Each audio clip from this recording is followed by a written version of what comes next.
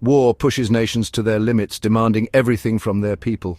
In the chaos, leaders hunt for any edge, new weapons, new strategies, or ways to make soldiers superhuman. The Third Reich, obsessed with superiority, faced a harsh truth. Their soldiers were still just men, vulnerable to fatigue and fear. To win quickly, they needed to erase human weakness.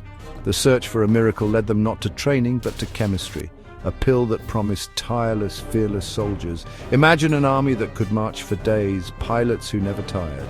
This was the Nazi dream, chemically engineered, unstoppable troops. The cost? The health and sanity of their own men, sacrificed for a fleeting advantage. The human soul was seen as a liability, medicated away for the sake of the war machine. Soldiers became cogs, their well-being secondary to victory. The decision to drug an army would leave a dark, hidden stain on history. This was not just a new tactic, it was a new kind of warfare waged on their own. The desperate search for a super soldier would have consequences far beyond the battlefield.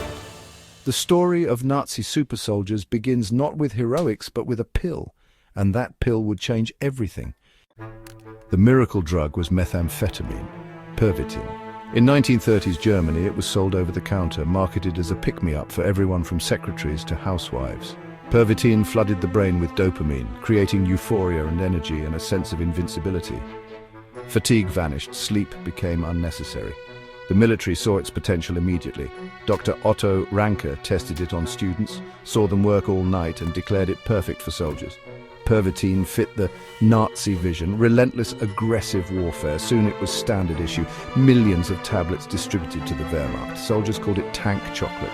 Popping pills before big offensives. The instructions were simple. Take 1 to stay awake, 2 to keep going. The state treated Pervitin like any other piece of equipment. Long-term effects? Not a concern. Victory was all that mattered. The drug was everywhere. On the front lines, in the air, in the command posts, the German army was now fighting on chemistry. The line between man and machine was blurring, and no one was prepared for the cost. The invasion of France in 1940 was Pervitin's true test. German tanks raced through the Ardennes, a route thought impossible unless you never slept. Fueled by meth, panzer crews drove for days, pushing past human limits. The Blitzkrieg became a Meth-Krieg. Relentless in human speed, Allied forces were stunned, unable to match the pace. Soldiers wrote home about being awake for days, craving more Pervitin. Infantry, pilots, even generals relied on the drug to keep going. The chemical edge created a terrifying imbalance. The German army seemed unstoppable, immune to exhaustion. For the Allies, it was demoralizing. How do you fight an enemy that never tires? The secret weapon wasn't just tanks or tactics, but a little white pill. The war's early victories were powered by chemistry, but the price would soon become clear.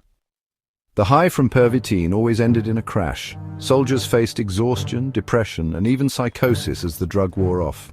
Addiction set in, bodies and minds broke down. Heart problems, hallucinations, and nervous breakdowns became common.